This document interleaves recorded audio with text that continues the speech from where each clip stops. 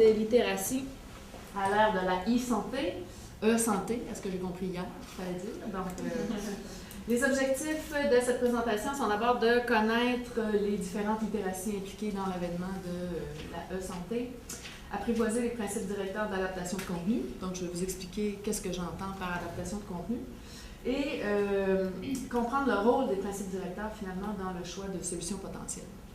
Donc, en gros, c'est ce qu'on verra. Je commence avec les différentes définitions des littératies. Remarquez que je ne parle pas de la littératie, je parle des littératies.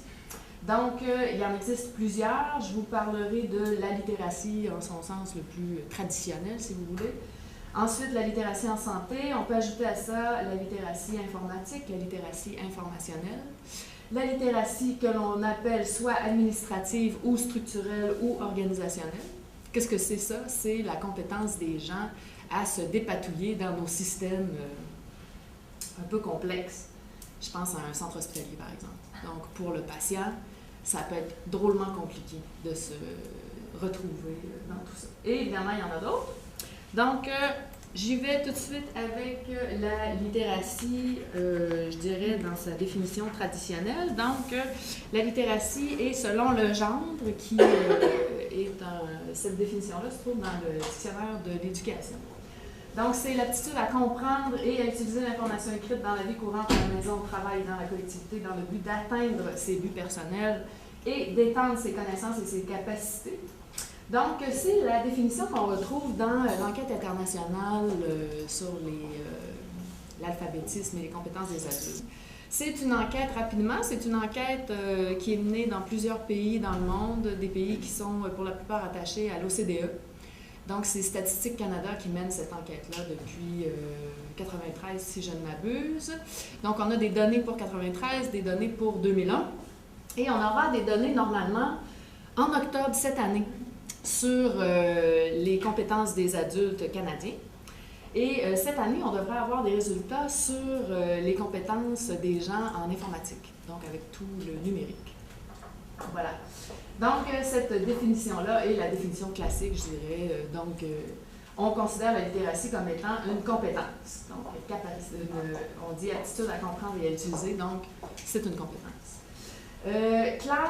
Isabelle Claire, qui est une spécialiste de la rédaction utilitaire, elle définit la littératie comme étant la capacité d'une personne à capter l'information. Et là, on a information orale, écrite, graphique, etc. Donc, on ne se limite pas à l'écrit, contrairement à la définition précédente, si vous regardez. Donc, c'était à utiliser l'information écrite dans la vie courante, à la maison, etc. Donc, capacité d'une personne à capter cette information sous plusieurs formes, à la traiter et à agir selon son bagage de connaissances et les facteurs qui conditionnent cette capacité dans un domaine particulier. Donc, à titre d'exemple, si le domaine concerne les finances, cette littératie sera qualifiée de littératie financière. C'est pour ça qu'on va parler de littératie santé, de littératie en santé. Donc, Isabelle Claire, qui, elle, vient un peu se distinguer de la définition précédente en ajoutant les autres types d'informations. Donc, pour elle, ça devient une capacité, finalement, mais qui ne se résume pas à l'écrit et qui est liée au bagage de connaissances et aux facteurs qui conditionnent cette capacité. Donc, c'est une définition peut-être un peu plus large que la première.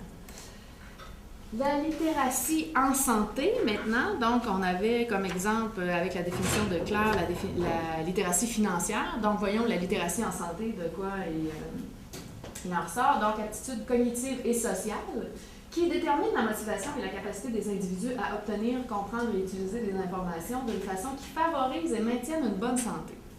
Alors là, on a vraiment quelque chose qui est orienté. Hein? Le but, c'est de favoriser et maintenir une bonne santé.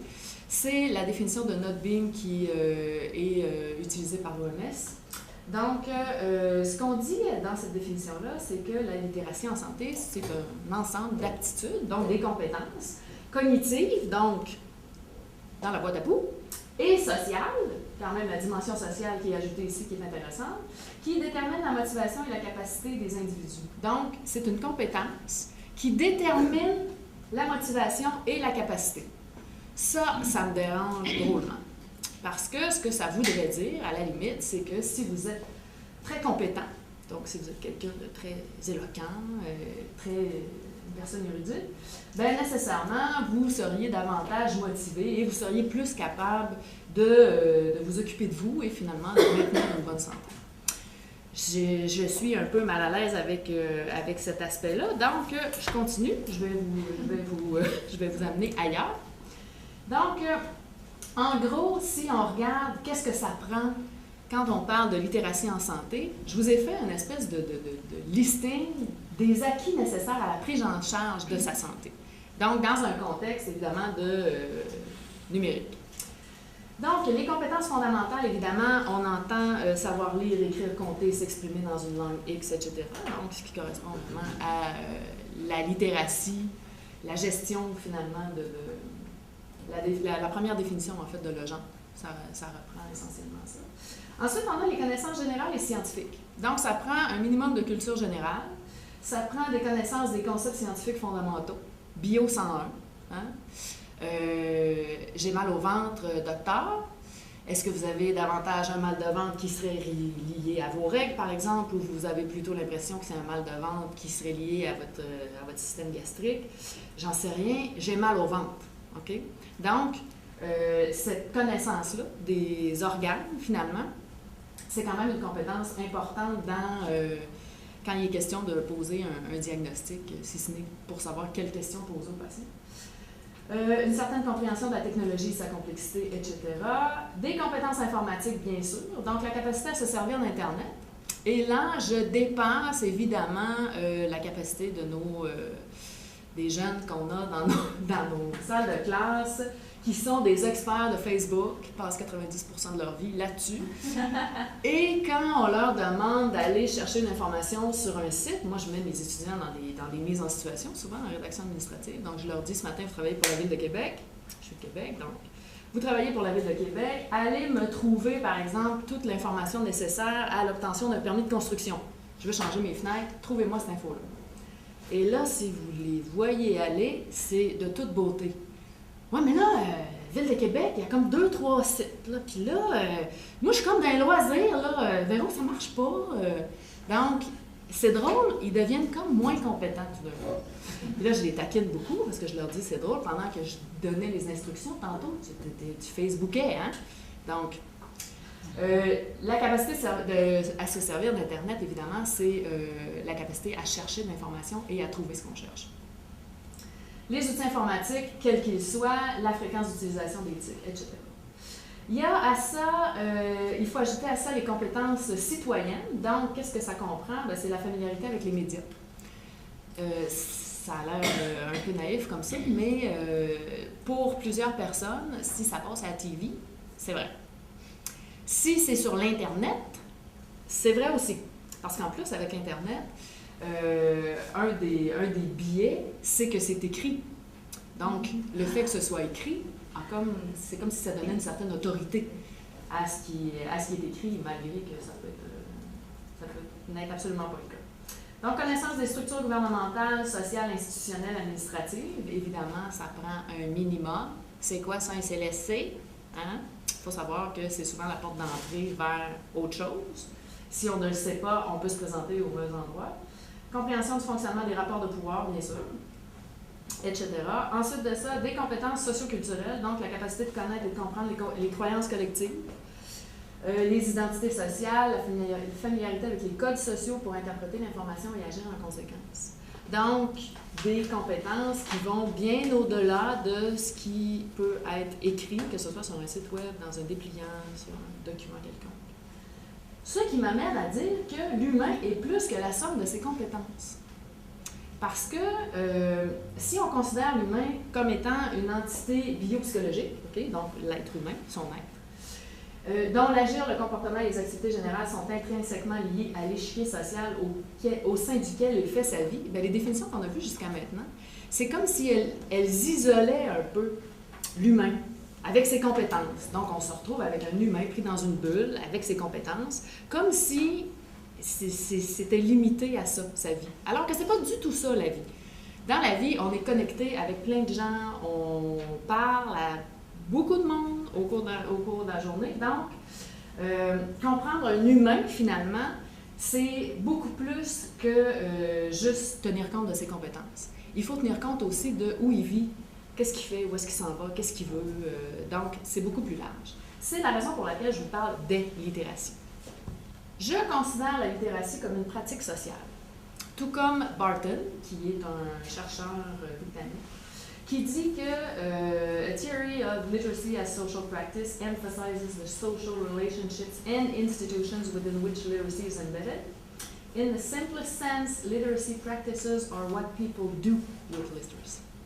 Donc, la littératie, pas seulement une compétence, c'est tout ce que les gens font avec l'information.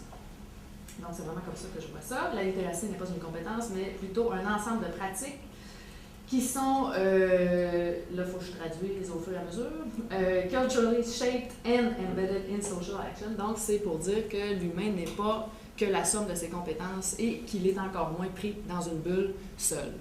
Dans les enquêtes, comme je vous parlais tout à l'heure de l'enquête internationale sur l'alphabétisme et les compétences des adultes, l'enquête de l'OCDE, on mesure les compétences des adultes, mais évidemment, pour des raisons méthodologiques, on isole les participants, donc ils ne peuvent pas poser de questions à leur conjoint, par exemple, ou des trucs comme ça. Donc, pour les fins de la recherche, évidemment, les personnes sont un peu isolées et ce qui est mesuré, ce sont vraiment leurs compétences.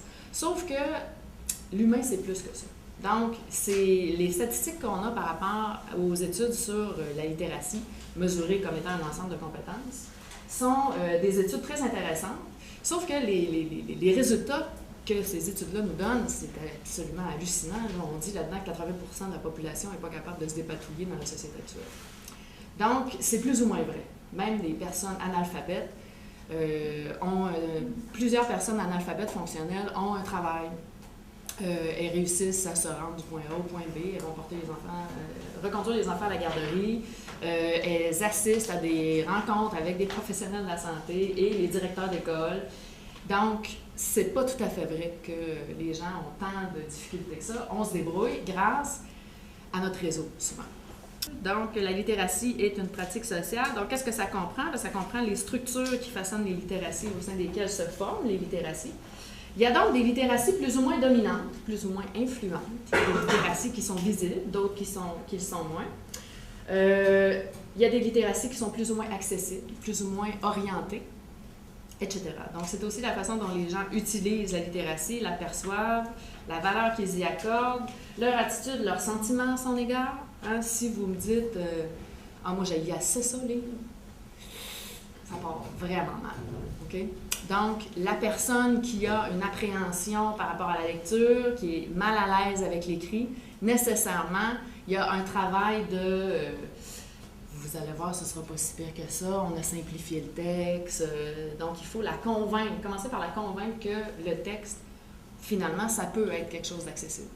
Donc, tout ce qui fait que la littératie vous connecte à d'autres, ce qui comprend les commissions partagées, les représentations par des idéologies, des identités sociales, etc. Donc, là où je voulais en venir, c'est que la littératie, ça comprend aussi des situations. Donc, je vous donne un exemple. Je fais une recette, OK? Donc, je reçois des invités à la maison. Je sais que ces personnes-là adorent la recette de gâteau de ma tante Céline. Donc, je fais ma recette de gâteau. Et là, je me souviens soudainement que le couple que je reçois à souper, ils sont vraiment des fans finis de la canneberge. Donc là, je me dis, ouais, moi, il y a des raisins secs dans mon gâteau, ça serait peut-être bon avec la canneberge, mais je n'ai pas de canneberge séchée, je vais prendre des canneberges fraîches, puis je vais enlever un quart de tasse d'eau. Ça prend toutes sortes de compétences pour faire ça. Hein. Il faut d'abord savoir que la canneberge séchée et la canneberge fraîche ne se comportent pas de la même façon dans le gâteau. On va peut-être être obligé d'ajouter un peu de soda aussi. OK? Donc, je fais ma recette pour recevoir mes invités. Donc, j'ai besoin de certaines compétences pour faire ça. Je décide je regarde la télévision, je décide de participer à un concours du gâteau aux fruits le plus pété du Québec. Donc, je m'inscris au concours, j'utilise la même recette de ma tante Céline pour faire mon gâteau. Puis là, je me dis, la dernière fois que j'ai eu des invités, j'ai mis des canneberges. Ouais, c'était pas pire, me semble, avec des oranges confites, ça serait vraiment génial. Donc, je vais de l'avant, je refais ma recette, je balance les trucs, là, j'ajoute des oranges confites, j'enlève un peu de canneberge. Bon, tout ça, ça prend des compétences. Vous voyez? C'est la fête de mon fils quelques semaines plus tard. Je décide de faire la recette de ma tante Céline, qui évidemment est le gâteau préféré de mon fils. Hein? Vous voyez que je n'ai pas beaucoup de diversité dans mes recettes. Donc, je reprends ma recette. Je reprends ma recette. Et là, la maman d'un des garçons qui va à l'école avec mon fils m'appelle pour me rappeler que son garçon est allergique aux œufs. Oh! Là, c'est drôle. Il y a comme une compétence qui me manque. Qu'est-ce qu'on fait avec une recette de gâteau dans laquelle il y a 3 œufs et un enfant qui est allergique aux œufs? Donc là, il faut que je trouve le moyen, finalement, de faire des modifications dans ma recette pour être capable de faire mon fameux gâteau et qu'il lève aussi, hein, c'est quand même important, la fête de mon fils. Donc, la situation dans laquelle je me trouve pour utiliser ma fameuse recette, j'aurais pu ne pas faire de changement dans ma recette non plus. Mais vous voyez, la situation fait que la même recette, qui est un écrit, va être gérée de manière complètement différente. La recette de gâteau dans laquelle j'ai décidé d'ajouter des canneberges, etc., pour la fête de mon fils, peut devenir, cette opération-là peut devenir quelque chose d'anxiogène. Parce que là, je ne veux pas que le petit soit en contact avec des œufs. Fait que là, je m'assure qu'il n'y en a pas dans le gâteau, mais là, après ça, je me mets à... Voilà, j'ai fait des sandwichs, il y a peut-être de la mayo. J'ai-tu mis de la mayo ou je n'ai-tu pas mis? Donc là, vous voyez, là, la situation va faire en sorte que ma compétence en littératie, ça n'a plus rien à voir avec ma recette. Là. Ça dépasse de loin. Donc, les compétences dont on parlait au départ. Même chose, la littératie nécessaire à la maison, la littératie nécessaire au travail, par exemple. Donc, si je m'improvisais chef cuisinier tout d'un coup et que je décidais de ramener la recette de tante Céline au travail, puis que je travaillais dans un restaurant un peu huppé, bien là, il faudrait que je fasse d'autres modifications dans ma recette pour la rendre plus intéressante. Donc, vous voyez, à chaque fois, la situation fait que les compétences en littératie sont différentes. Donc, c'est la raison pour laquelle je considère la littératie comme étant une pratique sociale. Et finalement, la littératie a aussi plusieurs fonctions. Donc, ça peut servir à nous faire connaître des trucs, ça peut aider la mémoire, ça peut remplacer l'oral. Mais ça peut aussi être, ce sont comme des accès, si vous voulez, à l'information, sauf que la littératie, ça peut aussi être une menace. Donc, pour les personnes qui ne sont pas à l'aise avec l'écrit, la littératie, ça peut être drôlement menaçant. Donc, en résumé, l'humain modifie le monde dans lequel il vit et il est modifié par lui. Donc, l'humain n'est pas qu'une boule de compétences. Okay? C'est beaucoup plus large que ça. Maintenant, je vous amène à l'adaptation de contenu. Donc, qu'est-ce que c'est l'adaptation de contenu? Bien, d'abord, c'est la création d'un espace de médiation où le communicateur, souvent un rédacteur, hein, puisqu'on est dans l'écrit, prend en compte le bagage de son destinataire. Qu'est-ce que j'entends par bagage? Les connaissances, la représentation du monde, les croyances, les valeurs, les attitudes, les comportements, les compétences cognitives, linguistiques et relationnelles. Je tiens compte de pas mal d'affaires. OK? Cet espace sert à négocier le sens du message. Et là, par négocier, j'entends négociation interne avec moi-même. Quand je fais de l'adaptation de contenu, souvent, je pars d'un document scientifique écrit par un expert de contenu.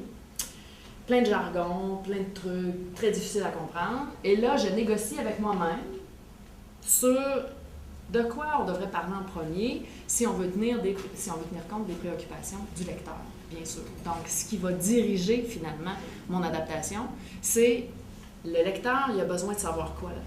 Qu'est-ce qui l'intéresse? Si je commence par ça, c'est sûr que je ne l'intéresserai pas, donc, en bonne fille de communication, je ne commencerai pas par là. Okay? À moins que ce soit ma seule prise pour aller raccrocher finalement l'information nouvelle sur des connaissances établies chez mon récepteur. Donc, négocier le sens du message, oui, c'est ça, donc négociation interne avec moi-même dans un premier temps, mais aussi avec l'expert de contenu. Donc, vous êtes probablement familier avec les chicanes entre l'expert de contenu qui tient à ce qu'on dise la chose d'une certaine façon et l'agent de com ou l'expert de communication qui dit « ça ne donne rien, c'est comme si tu n'en parlais pas, personne ne comprend ». OK? Donc, on est habitué à ces débats-là. Et finalement, une négociation externe avec les destinataires. Donc, évidemment, là, on va parler de pré-tests et de focus group et de rencontres avec des prototypes des lecteurs qui font partie de la cible.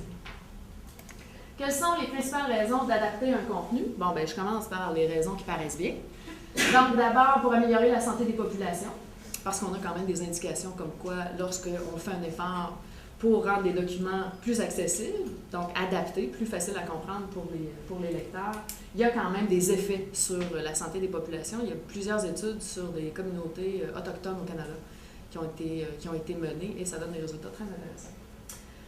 Ensuite de ça, pour valoriser les usagers, évidemment, quand vous êtes un patient, un usager des services de santé, et que vous avez l'impression qu'on s'occupe de vous, qu'on a pris la peine de vous produire des trucs que vous allez comprendre, des trucs avec lesquels vous êtes à l'aise, qu'on s'organise pour que ce soit réconfortant pour vous, évidemment, vous vous sentez valorisé. Nous sommes des humains d'abord, hein, fait, au-delà de la technologie et du texte, il y a évidemment la relation. Donc, pour valoriser les usagers, c'est très efficace. Pour respecter leur droit de comprendre, bien sûr, de plus en plus, le droit de comprendre est revendiqué comme étant un droit fondamental. Pour conserver leur confiance, les gens d'emblée ont confiance. Normalement, lorsqu'ils ont un professionnel de la santé devant eux, a priori, ils ont confiance. Évidemment, il y a des exceptions à ça, mais normalement, ils ont confiance. C'est dans la façon dont ça va se passer par la suite que la confiance va soit augmenter, demeurer la même ou diminuer. Donc, ce qu'on essaie de faire, c'est de conserver le niveau de confiance, voire de l'augmenter. Et c'est possible de le faire grâce à l'écrit. Et enfin, pour les soutenir dans le maintien ou l'adoption de bonnes habitudes ou dans l'auto-soin. Vous savez, comme moi, de plus en plus, on demande aux gens de faire un paquet de trucs qui, il n'y a pas si longtemps, pour lesquels on leur aurait pas demandé de faire ça. Des trucs à s'injecter, la façon de nettoyer une plaie ou une cicatrice ou des trucs comme ça. Avant, on disait « ramenez-vous ». Ramenez-vous à la clinique ou passez à l'urgence, entre telle heure et telle heure, il y a quelqu'un qui va changer votre pansement, des trucs comme ça. De plus en plus, on laisse aller le patient avec une petite fiche, 4 étapes. Voici ce que vous devez faire. Organisez-vous avec ça. Donc, l'adaptation de contenu devient alors super importante parce que, malheureusement, certains professionnels de la santé, étant donné qu'ils ont le papier qui explique tellement bien la procédure, ben, ils skippent sur l'explication orale. Ce qui fait que l'écrit devient l'information principale. On dit, oui, ben là, il y avait le patient devant lui, il a dû lui dire quelque chose. Pas toujours. Des fois, oui, un peu, mais peut-être pas assez. Des fois, le patient n'était pas absolument attentif à ce moment-là, il en manquait un bout. Puis là, on se dit, c'est pas grave. Vous avez tout ça par écrit. Prenez le temps, allez-vous-en chez vous, relaxez. Vous le relirez à tête reposée. Hein? Donc, dans ces cas-là, l'écrit devient super important. D'où la raison, finalement, d'adapter. Finalement, ces raisons-là, c'est un peu comme si on disait c'est de notre responsabilité d'adapter les contenus.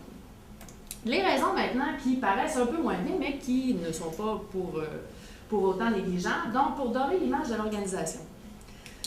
Si vous vous occupez de vos patients, puis que vous leur préparez des trucs, puis qu'ils sont contacts, bien c'est sûr qu'ils vont dire, la madame là, de tout à l'heure dans la table ronde, elle l'a dit plusieurs fois qu'elle a été traitée au Royal Vic. Elle a l'air d'être contente de son traitement. Elle avait l'air de trouver que l'équipe soignante, c'était du monde qui était gentil. Puis, vous voyez, ça c'est bon. Hein? En bon communicateur, on voit là-dedans des relations publiques et ça a l'air de rien, mais ça contribue à la crédibilité, l'autorité de l'organisation. Donc, il ne faut pas le négliger. Pour rentabiliser l'argent investi, le fameux ROI, qui est le Return on Investment, ça a l'air fou, mais des dépliants qui sont imprimés une année, par exemple, on dit, bon, ben, ça va coûter 13 000 $ faire imprimer 800 000 dépliants, papier glacé, etc. L'année d'après, on se rend compte que, ouais, dans notre dépliant, finalement, 2-3 trucs qui marchent plus ou moins. On va être obligé de recommencer. Ça, c'est pas très intéressant. OK? Donc, quand on passe par l'adaptation de contenu, normalement, tout est analysé. Donc, la stratégie de communication est analysée, la façon dont on passe le message est évaluée et les potentielles retombées sont aussi analysées. Donc, pour rentabiliser l'argent investi, ça peut être une bonne idée. Pour diminuer les coûts de santé, donc vous avez ici une citation de l'Agence canadienne de santé publique de 2008 qui dit que malgré le peu de données sur le fardeau financier et les coûts des faibles niveaux de littératie en santé au Canada, il semble que les politiques qui visent à rehausser les niveaux moyens de littératie en santé entraînent des améliorations dans la santé des populations et des diminutions connexes des coûts de santé.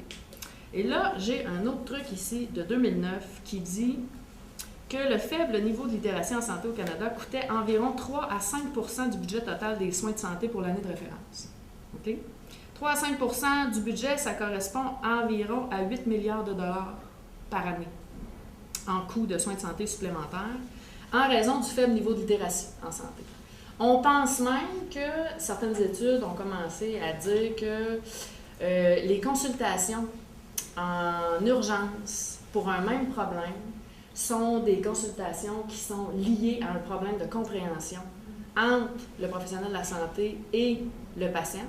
Donc, on dit la littératie est en cause dans ces deuxième, troisième consultations-là. En plus de ça, j'ai le Conseil américain pharmaceutique qui dit que, selon eux, 9 malades ambulatoires sur 10 prennent incorrectement ou ne prennent pas leurs médicaments sur ordonnance. 9 sur 10. Ça fait du monde à la messe. Okay? 3 à 5 médicaments sur ordonnance sur 10 ne produisent pas l'effet désiré parce qu'ils sont mal utilisés. Et là, l'exemple classique, c'est prenez 2 comprimés 4 fois par jour, idéalement au repas. Prenez 2 comprimés 4 fois par jour, idéalement au repas. Moi, je déjeune pas. Fait que, m'en prendre 4 à midi. Puis le soir, ben, je me couche tard un peu, puis je risque de l'oublier, fait que je vais en prendre 4 au souper. OK? Donc, 2 comprimés 4 fois par jour est devenu 4 comprimés 2 fois par jour. C'est pas tout à fait la même affaire. La personne qui fait ça, évidemment, elle ne comprend pas ce qu'elle est en train de faire. Elle ne sait pas que dans son corps, ça serait important qu'il y ait du médicament qui agisse aux 4 heures. Ça, elle ne l'a pas compris. Donc, c'est un des exemples qui fait qu'elle pourrait avoir des effets secondaires assez intéressants. Alors, retournez voir le pharmacien, il va dire, c'est drôle, je suis buzzée là, de midi à 5, c'est fou. Hein? Donc, il faut faire attention à ça. Ça m'amène à vous parler du concept central autour duquel Éric et moi, c'est vrai, je ne vous ai pas parlé d'Éric, je vais le faire. Donc, on travaille beaucoup à partir de l'efficacité communicationnelle. C'est un concept, finalement, qui nous permet d'ancrer nos études. Donc, le concept d'efficacité communicationnelle est basé, en fait, sur la théorie de la pertinence de Sperber et Wilson, qui est un cadre théorique de psychologie cognitive qui est assez large. Qu'est-ce qu'on dit là-dedans? Je vous résume ça en 2 phrases. Qu'est-ce qu'on dit dans cette théorie-là? C'est qu'un des moyens d'arriver à produire des communications efficaces, c'est de diminuer l'effort cognitif de la personne à qui on s'adresse. Donc, on fait travailler nos lecteurs le moins possible. Ça, c'est humain, hein? Vous savez, on est tous paresseux. Pensez à la pile de papier que vous avez à lire sur le coin du bureau, là. Puis, essayez de voir, là, quand vous allez passer au travers, par quoi vous allez commencer. Normalement, on commence par « Oh, ça va se lire rapidement, je vais commencer par ça, ça va m'encourager. » Hein? On est tous comme ça. On recherche la simplicité, l'efficacité d'emblée. Donc, l'efficacité communicationnelle, elle cherche ça aussi.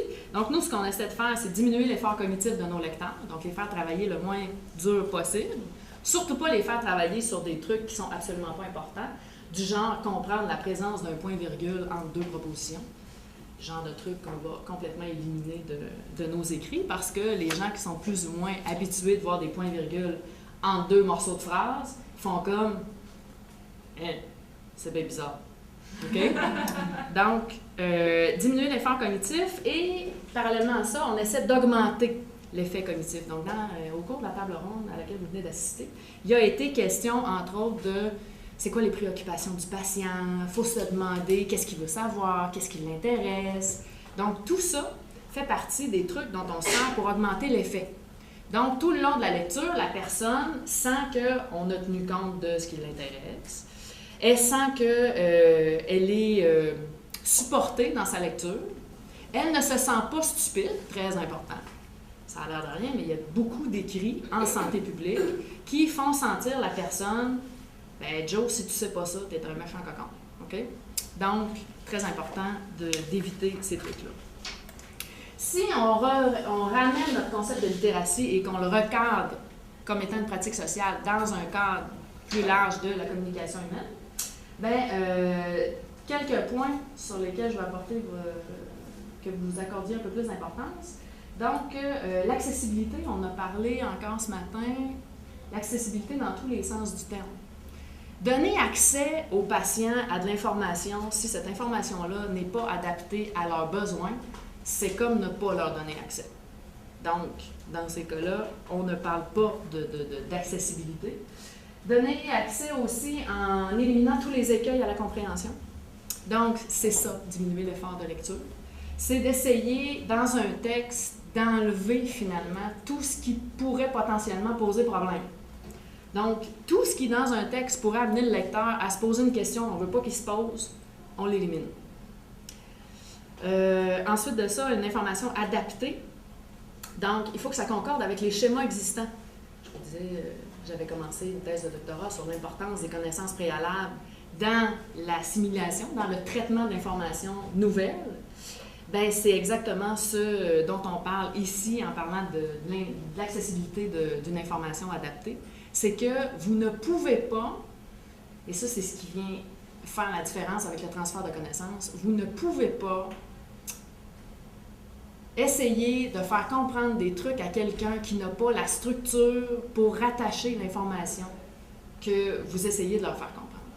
Présentement, je travaille avec une équipe à l'Institut national de santé publique. On monte une formation pour les acteurs en surveillance.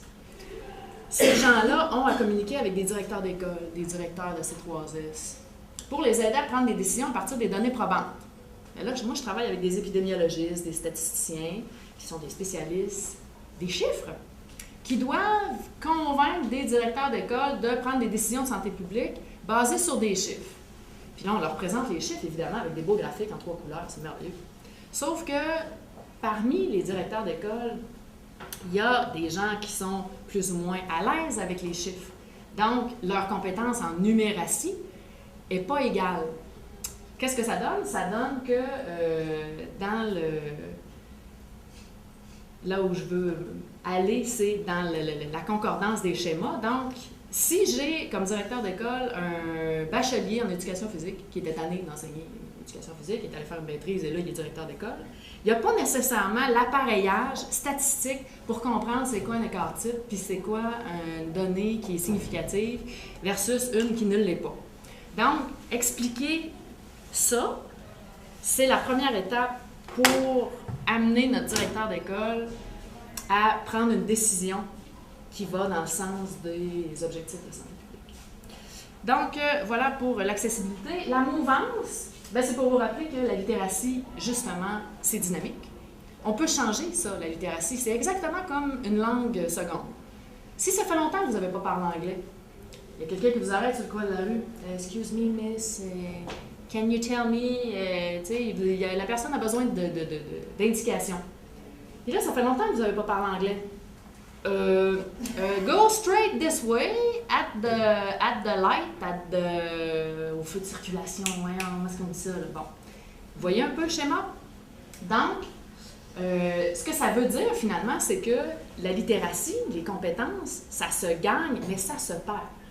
On a beaucoup d'hommes sur le marché du travail qui sont ingénieurs, techniciens sur le terrain, des gens qui gagnent très bien leur vie, qui sont très débrouillards, et qui pourtant, quand on les met dans des situations où il faut qu'ils remplissent des formulaires de CSST, par exemple, pour prendre cet exemple-là, là, ça fait longtemps que je n'ai pas fait ça, il me semble que je ne sais même plus comment tenir mon crayon. Okay? Donc, c'est une compétence qui se perd. C'est pas parce que c'est notre langue maternelle qu'une fois qu'on l'a appris à l'école, c'est gagné. Donc, la littératie, c'est dynamique. Il faut en tenir compte. Le meilleur exemple pour ça, c'est Jacques Demers, hein, qui est quand même devenu sénateur. Voilà. Donc, ça peut diminuer, ça peut augmenter aussi.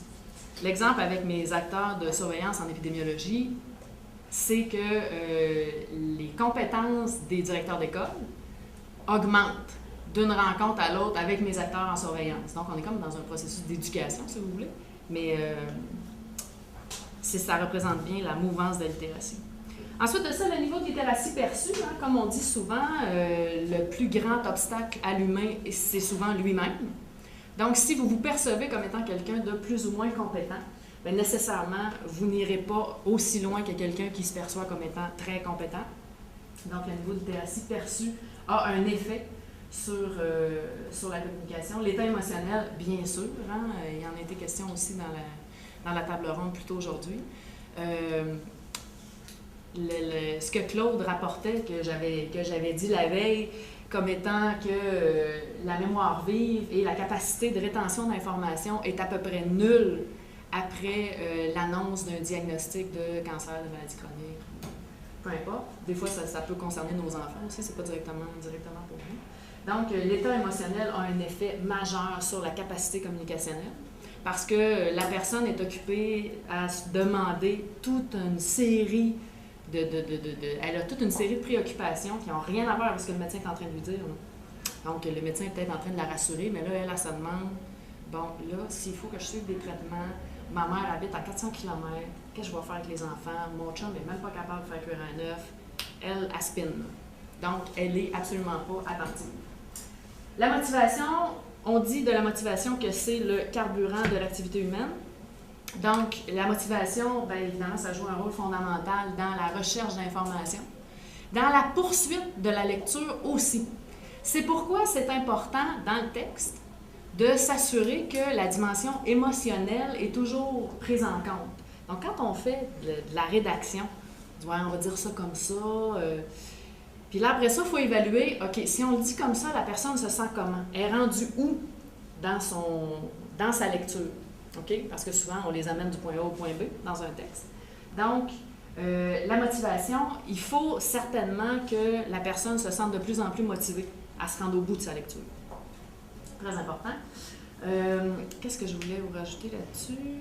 Ah oui, j'ai eu l'occasion de voir un truc de Business Innovation Factory, qui est une boîte qui s'est intéressée à l'efficacité d'un centre hospitalier aux États-Unis.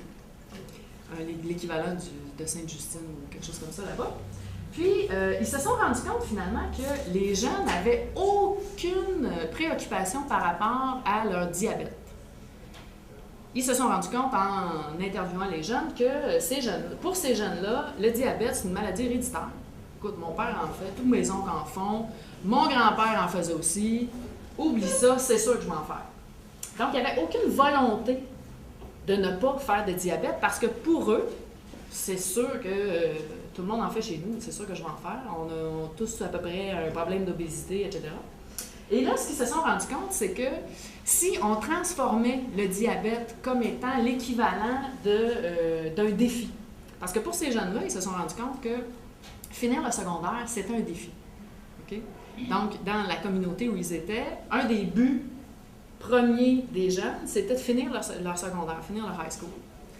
Fait que là, ils ont fait des tests, puis ils ont demandé à certains jeunes, si je te mettais au défi de ne pas faire de diabète, de la même manière qu'on veut que tu finisses ton secondaire, tu es craqué pour finir ton secondaire, si je te dis, tu serais capable de ne pas faire de diabète, et tu gagnes.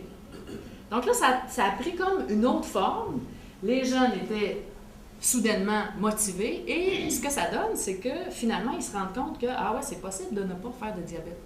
Donc, il y a toutes sortes de façons d'aller chercher la motivation des gens, puis je trouvais que c'était un très bon exemple de ça.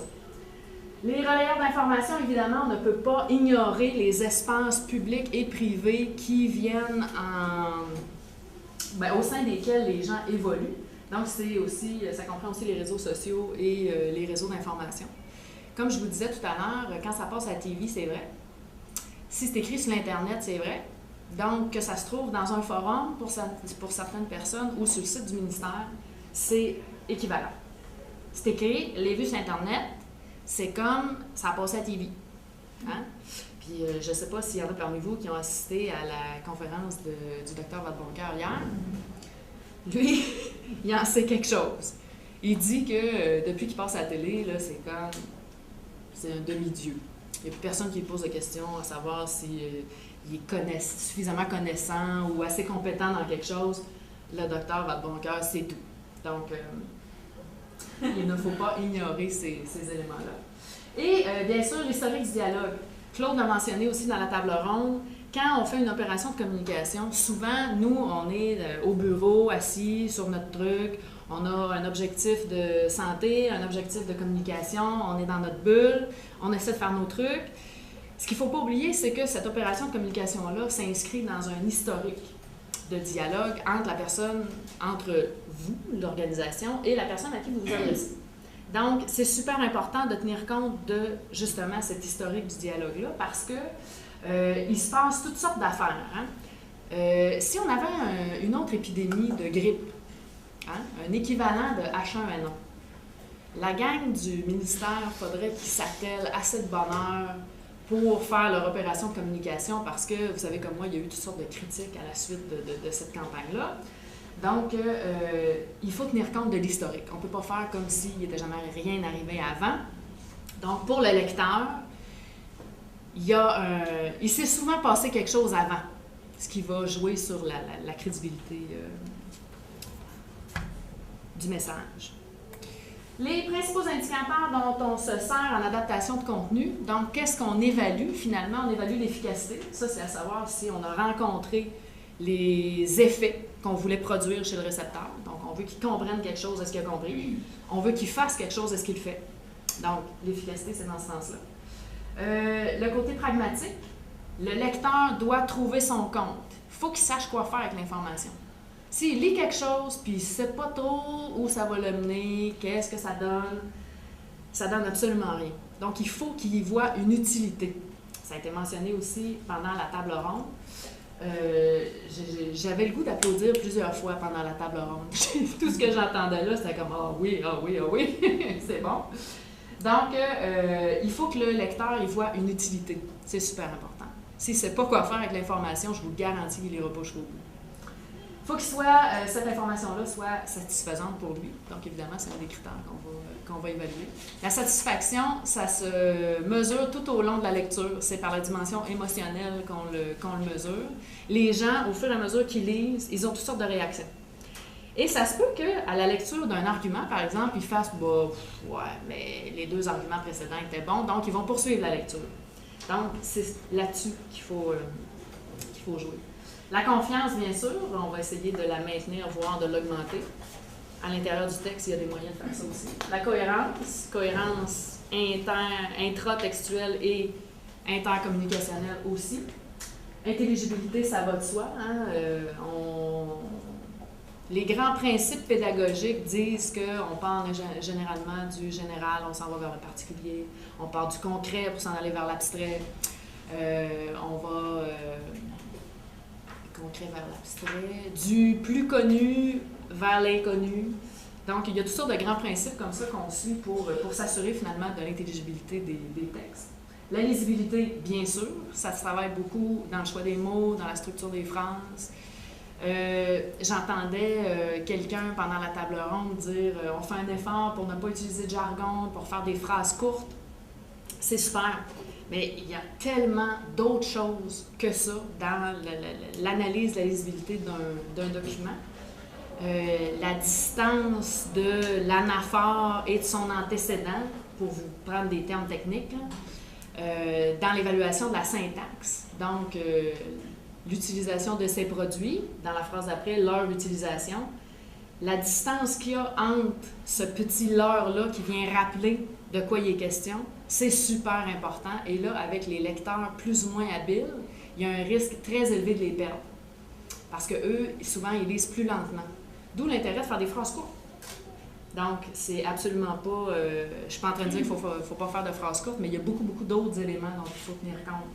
L'utilisabilité, bien sûr, avec le web, là, tout ce qui est user-friendly, pour utiliser l'expression, et finalement, l'accessibilité, bien sûr. Donc, tous les éléments dont je viens de vous parler là, sont évalués au niveau linguistique, visuel et graphique, ergonomique, informationnel, structurel, logique, rhétorico-argumentatif, et il y en a d'autres. Je vous ai mis les principaux. Donc, on prend le tableau de critères qu'on avait et on l'applique à chacun de ces thèmes-là dans le texte. Donc, j'arrive à mes cas. Je vous montre une version originale et une version remaniée. Rapidement, c'est pas du travail parfait, c'est vraiment quelque chose. Je voulais juste vous donner un flash sur qu'est-ce que ça peut donner. Donc, ici, on a un extrait d'une brochure sur la vaccination contre les VPH, virus du papillome humain. Donc, on vaccine maintenant les jeunes filles contre les VPH. Donc, ce qu'on dit dans cette brochure-là, sous le titre « En quoi le vaccin contre les VPH consiste-t-il ?», c'est la chose suivante. Le vaccin utilisé dans le cadre du programme de vaccination au Québec protège contre les verrues génitales causées par les types 6 et 11 et les lésions du col de l'utérus causées par les types 16 et 18. Tout va bien? Ces types de virus sont la cause de 90% des verrues et de 70% des lésions du cancer du col, lésions du col de l'utérus. Le rôle du vaccin est de produire des défenses, des anticorps, contre ces 4 types de VPH. Il ne peut entraîner l'infection au VPH. Genre de phrase qu'on trouve dans les dépliants, brochures du ministère, etc. Donc, si on retravaille ça un peu, c'est pas parfait. On va commencer par refaire le titre. C'est pas en quoi le vaccin consiste-t-il que ça nous intéresse, c'est contre quoi le vaccin nous protège. Hein? Pourquoi on se fait vacciner? Pour se protéger de quelque chose. La composition du vaccin, on s'en balance. Donc, contre quoi le vaccin protège-t-il? Le vaccin utilisé dans le cadre du programme protège contre 4 types de VPH qui sont associés à 2 maladies. Voilà.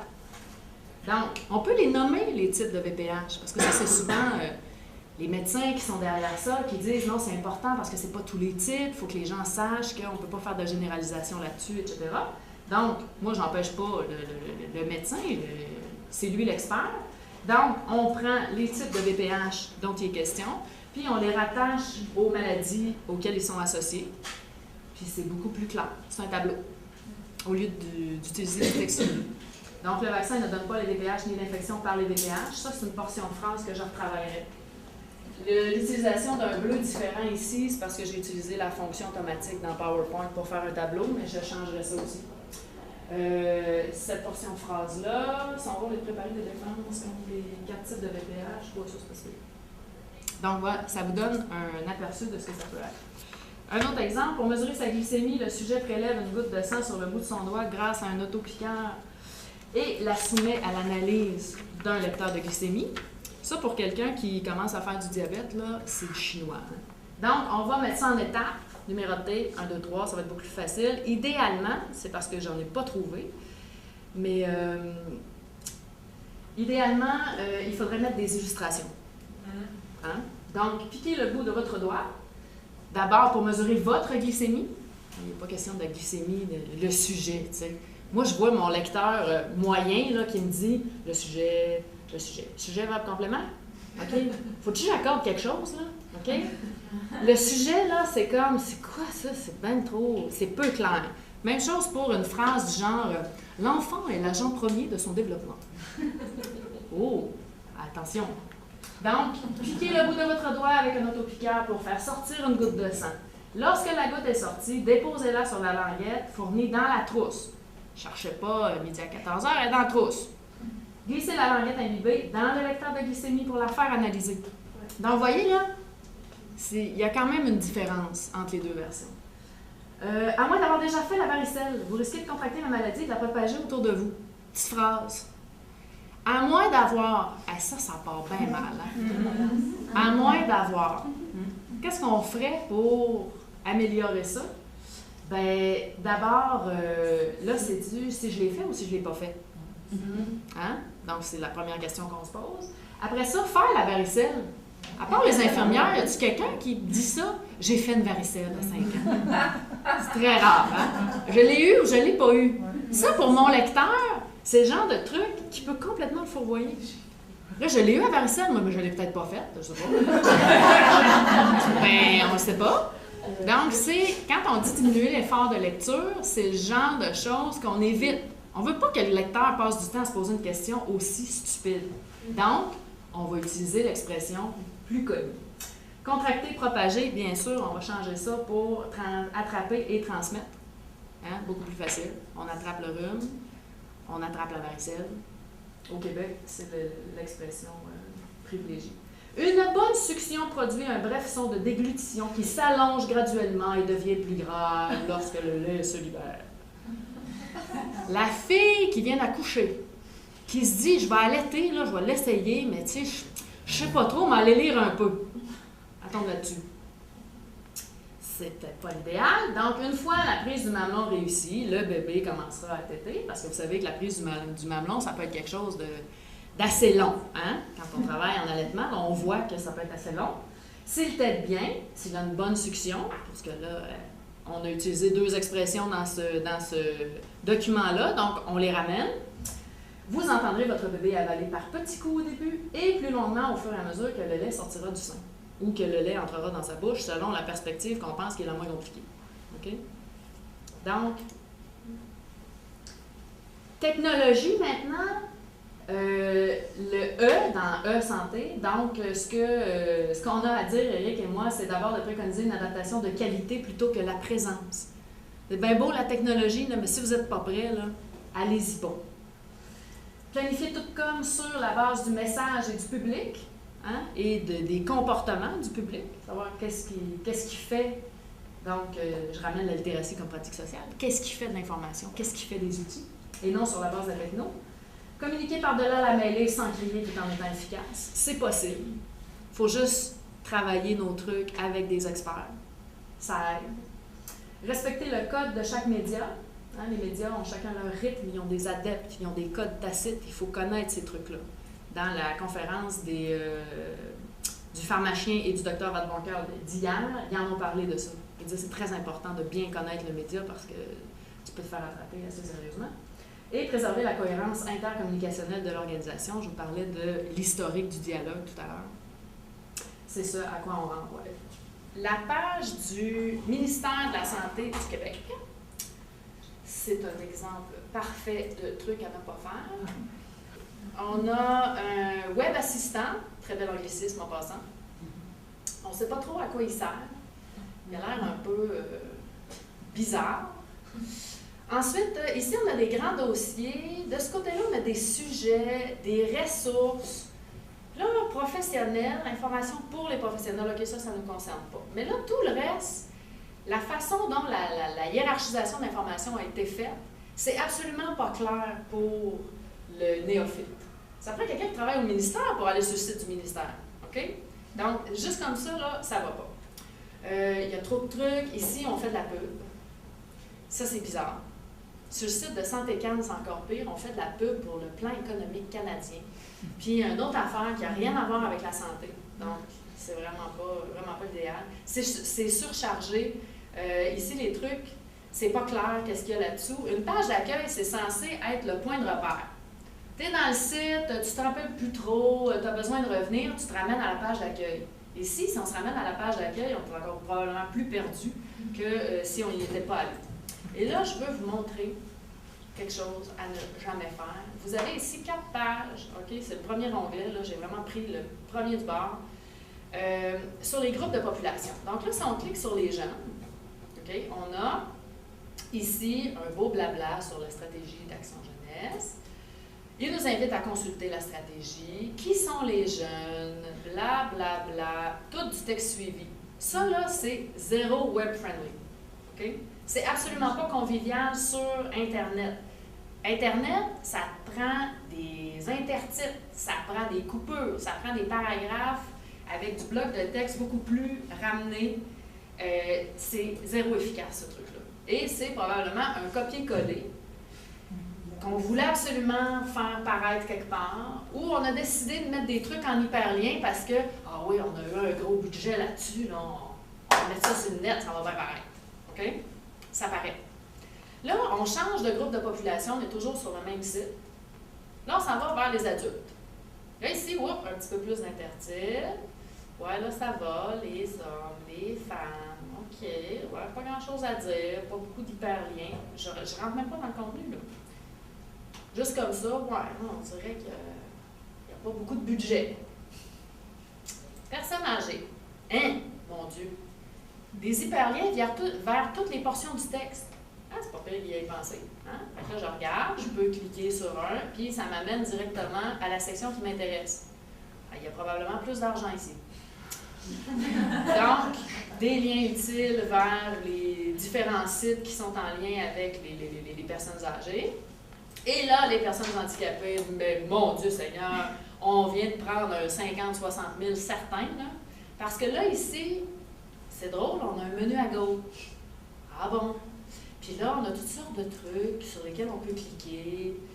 Le texte est bien aéré quand même. Donc, vous voyez, ça, c'est le genre de truc pour une même organisation qui est absolument inacceptable. Parce que, juste, on n'est même pas entré dans le contenu, là. On ne sait même pas de quoi il était question. Mais juste ça, ça nous donne une indication comme quoi ouais, le site est entretenu par des équipes différentes. Ça, du point de vue du citoyen, là, c'est comme, OK, si moi, je fais partie du groupe où il y a le moins d'argent, ben c'est bien de valeur, mais je le sens. Hein? Puis là, je dis, oh, c'est vrai que je ne suis pas une personne âgée, moi, donc c'est beaucoup moins important. Hein? Les jeunes ont déjà un complexe par rapport à ça, donc c'est peut-être pas la meilleure idée. Bref, ce sont des exemples de rupture dans les sites, puis c'est des trucs qu'on ne devrait pas retrouver. Donc, le site du ministère de la Santé du Québec, c'est un super contre-exemple. Hein? C'est bourré de trucs qu'on ne devrait pas faire, malheureusement. Je sais que les gens là-bas travaillent très fort. C'est absolument pas pour décrier ce qu'ils font, mais souvent, ils n'ont pas les connaissances, ils n'ont pas les outils. Ça me fait penser, mon collègue Éric Cavana est spécialiste du design d'information. Donc, tout ce qui est architecture visuelle, tout ce qui est montage, grille graphique, la fonction des titres dans un document, sur une page web, c'est sa spécialité à lui. Donc c'est ça, bref, des exemples qui sont plus ou moins bons. Donc, voilà. Merci.